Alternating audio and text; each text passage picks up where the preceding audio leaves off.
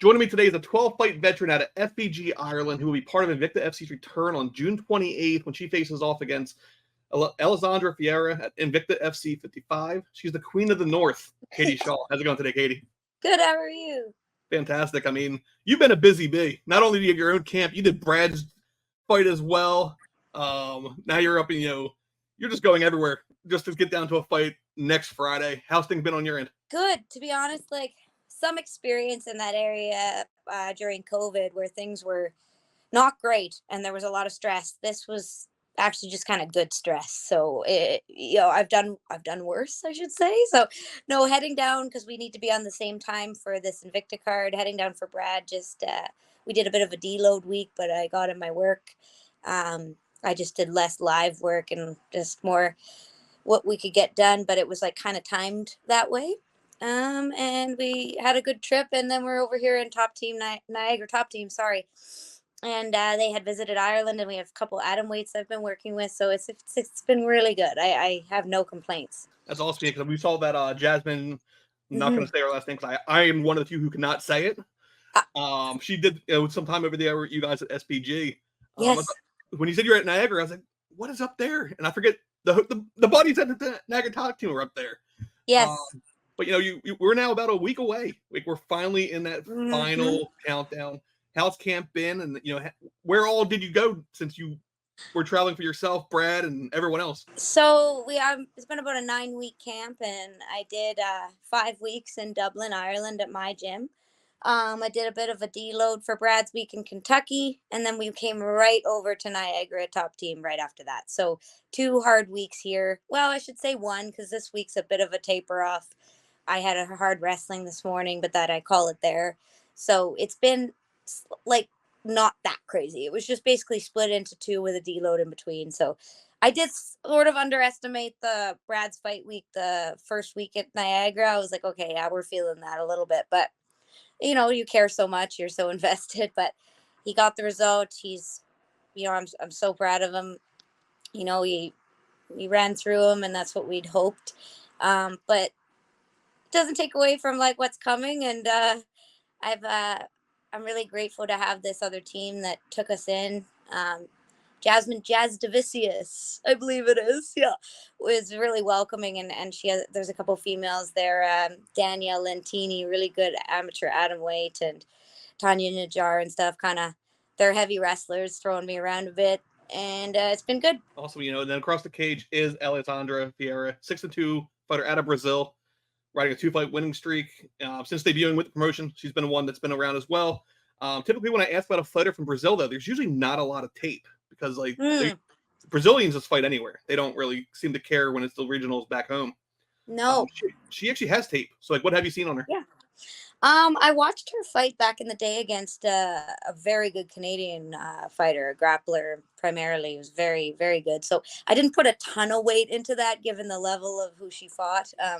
Anastasia Nikolakakos, very good fighter. No shame in that. I watched that back in the day, and I didn't see a lot of what her tendencies were from that fight, given that it was just somebody who was hunting the takedown. So what I will say is 2 fights in Invicta, I actually got to see what she was kind of really like. I went, oh, that's a spicy tamale. You let her get moving on some combinations, and you can fall behind. I don't knock anyone about finishes or not finishes. I just think she's busy. It's about recognizing certain things that people have tendencies with. I did get to see just more about her when she entered Invicta, and when we were offered, we were like, okay, that's a challenge. Let's see how we match up. Nice. And speaking of challenges and all, your last fight was 6 months ago with Kamadi. Mm-hmm. So how has it been? Kind of just I want to say relaxing, but it can't just, as a fighter, I don't think it's relaxing to sit for 6 months. how's things been on your end? That's actually not that long for an atom weight, I find. I had to take that chance when I had lost to Heiane dos Santos in Invicta, and I had to sit on that for a year, just kind of getting better. And what didn't hurt seeing her win the belt and go to the UFC. I was like, oh, okay, well, I think we didn't win, but we hung and we belonged in there. So there was a lot of work being done after that.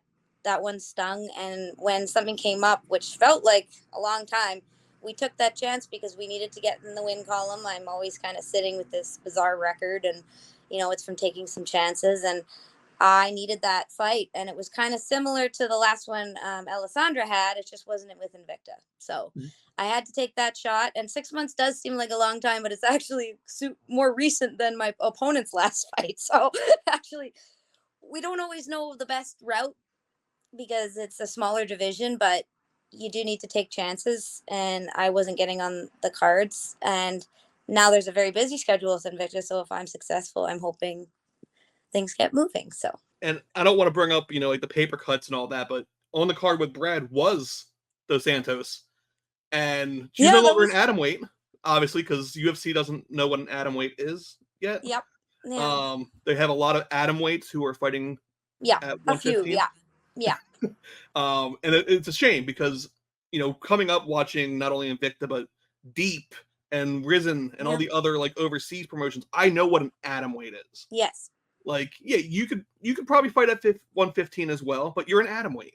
Yeah. There's a difference. I've seen the size. I've seen the size of these women. Yeah. Or if you look at your topology, your Combati fight was a featherweight if you trust topology. Oh, which blew my mind because I was like, how did you make 145? No, that must have been a mistake. Yeah, interesting. I didn't see that. And I was glad that I pulled the tape and I was like, no, that is definitely a 105er in that fight. That's so funny.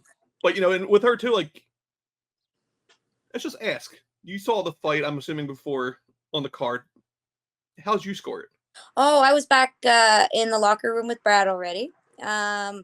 I was very invested in the fight. I think she's a good fighter. I lost to her, and I wanted her to be successful. That was in strawweight history, one of the worst decisions I've ever seen. I'm not trying to be disrespectful, but Tamar did not win the fight. And that's happened to Hayani arguably twice now. So I feel bad for her. I honestly do. I think it'll make up for itself, and she will surpass Pooja, and that's kind of how the fight game works. Brad lost to a guy recently who, just got stopped, and I don't feel like it really means much. You just kind of keep on your route, and you keep your eyes forward, and you pass them. These fights come and go. These losses, they come and they go. You learn from them. They hurt so bad, but they just pass, and whoever belongs at the top ends up at the top. So yeah, I sent her a message. I was like, well, I think everybody knows that was absolutely horrific, but everyone in the locker room agreed. And then I kind of focused in on Brad because we had a few fights. Yeah, I'm just trying to find someone else besides the two judges who said she won, and I'm still batting 0 on it. So arguably all 3 rounds. So that was. And I was like, if someone's gonna say that she lost, maybe it'll be someone who like shared the cage with her, but no, like that was definitely like I didn't see the first round, and I still gave it to her. So. Yeah, it actually was very close. That was the only close round where then Hayani pulled it out in the last minute or two. There were too many right hands, too many explosions because she's like, I got to pick it up. That you could have really scored it for the other one. And here we are. But I'm going to do some math. I have this question written out from last week. Yeah. Outside of this upcoming fight, I want to touch on your career as a whole. We're about to hit your 10-year anniversary from the day you should have weighed in for your amateur debut. Oh, yeah. Like at this point, I think we're like 7 days out. We're about. You did your research June 13th or something. That's crazy. Like, we were like spot on to like when it was, and of course that fight didn't happen because fights come and go. Yeah, you know what? That was a massive injury on my end. So I was out for 2.5 years after that. So it would have been nice to have an amateur career, but I got hurt badly. It was argued that I wasn't coming back. And then I just went pro. So it wasn't maybe the best choice, but I don't have a great record as a result. I took some tough fights, whatever. Who cares, right? No one cares. The fact is it was tough, been a very tough road, but I was supposed to fight amateur. You saw that. Yeah. I got badly hurt. So yeah, so you kind of touched like 2.5, 3 years later, you make the pro debut. This is now the 13th fight. Like, yeah, I know. It's just weird. Like, it just goes because again, like, in a division that like, I think more people would get into if there was more options. I know. For you. I know. And like one championships, with the exception of a handful, they're not atomweights. They're too big. I can see that. So we can't even really touch on that. So it's really just, like you said, Resin, Deep, cool, bringing in the deep champion for this one. Yeah, so we need to fill it up. There's enough. There's enough for sure. We just got to keep showcasing ourselves and see. Yeah, because I mean, I say about how hard it is, but then when you look at like, again your resume, like you've been through like every promotion offered. Like you fought just 40 minutes from my house Oh, at very a cool. card I was supposed to be at, and I won't say who the opponent was because it wasn't a good night in the Oh, office. Philly. Philly. Strasbourg. So pretty much the same thing. And like I remember King of the Cage, and I was like, I mean, I remember when King of the Cage was in PA. Now they're like California and all that. And you go through, you have Cage Legacy, Invicta, Combate. Yeah. So you've Some been good through. nights, some bad. You know, what is what it is. It's the fight game. And but on your end, like with Invicta, like you're not fighting for a spot on the card as a whole. You look at it, and when I say that, like I don't mean like there's still only so many fights on a card, but if you go to UFC, there's 1-2 women's card fights. What does it mean like on your end too for Invicta to be back? Because like I don't know how I can keep stressing it enough that I need to pull fighters in now to say it as well. It feels good, and it was after I had lost to like Hayani there, when she had such a crazy trajectory after that, it did give me some peace knowing that I had taken the hardest fight with them. And I was like, way to go, girl, because honestly, like I don't know if like I thought maybe that was it for me for them. And to be honest, Shannon's believed in me and sees something.